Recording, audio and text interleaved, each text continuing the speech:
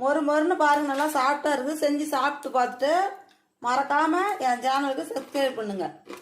இப்போ நம்ம என்ன செய்ய போகிறோம்னா பட்டர் முறுக்கு செய்யலாம். ஈஸியாக டக்குன்னு செஞ்சிடலாம். பார்க்கலாம் வாங்க.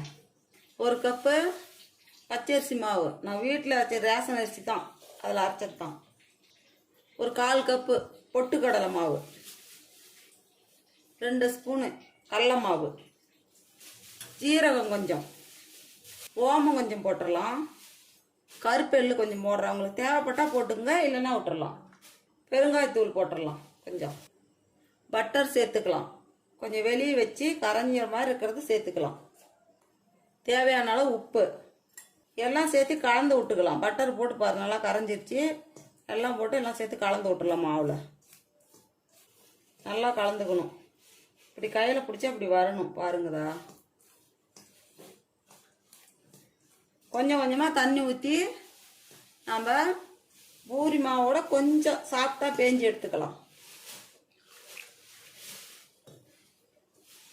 கொஞ்சம் கொஞ்சமாக தண்ணி ஊற்றி கலக்கணும், டக்குன்னு ஊற்றி விடாதீங்க. பாருங்க, மாவு பிசைஞ்சு எடுத்தாச்சு. இந்த அளவுக்கு சாஃப்டாக பேஞ்சிக்கோங்க.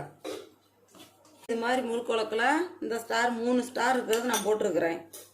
இது மாதிரி இருந்தால் போட்டுக்கோங்க, இல்லை 1 இருந்தாலும் போட்டுக்கலாம்.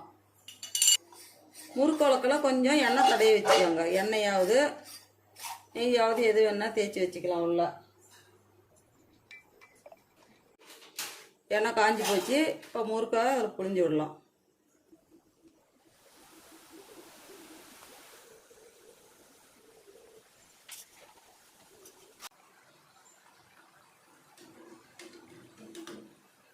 வெந்து போச்சு, எடுத்துக்கலாம். இந்த பப்புள்ஸ்லாம் அடங்கின உடனே எடுத்தா வெந்து போச்சுன்னு அர்த்தம்.